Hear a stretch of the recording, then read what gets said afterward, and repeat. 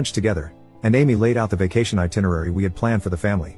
They gave a neutral reaction to everything. Neither were they excited nor did they dismiss the plan. Amy and I were confused by their mixed response. They locked themselves up in their room, and soon after that, I got a call from their mother, Susan, accusing me of tricking our children. She said I'd brought the children to my house so Amy and I could manipulate them. I felt disoriented by her behavior. She accused me of hiding the truth about my marriage. I wondered at her accusations. I hung up on her, but she persistently called me. I decided to address the elephant in the room. I called my children and asked them what was the matter. After the initial hesitance, they spoke up. They were mad at me because it was said to them that I had abandoned them.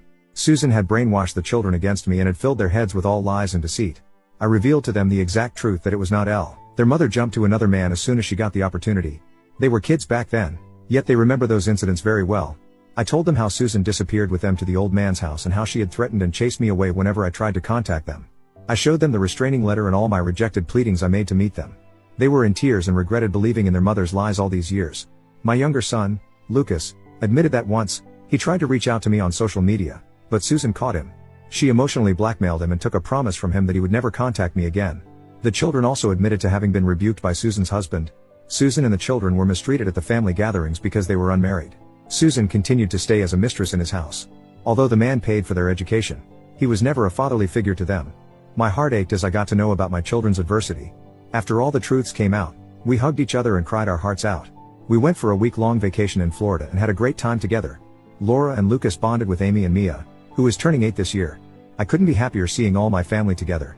My children uploaded our group photos on social media, captioning them Happy Family. As soon as Susan saw those photographs, she called them up and berated them for their foolish behavior. She blamed them for betraying her by bonding with us. She texted me, threatening that she would not let me meet my children further if I did anything to turn them against her. I laughed at her hollow threats and continued with our vacations. After returning from the vacation, my children met with my relatives. My relatives happily hosted them, and I was delighted to see the old bonds rekindled.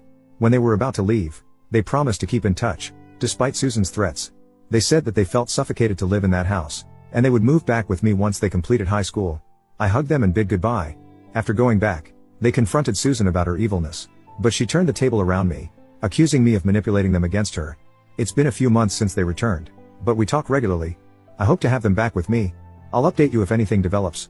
Thanks a lot. Update 2. Hey all, I know it's been a long time since I have updated. There has been a lot of drama in the last 6 months after my first meeting with my children. 3 months ago, the impending court case with the logistic company got settled. Guess what? I got hefty compensation, not only for the accident but for the injustices in the first trial. I'm not sure if I mentioned this in the initial trial. The logistics company whose truck rammed into my car manipulated the case.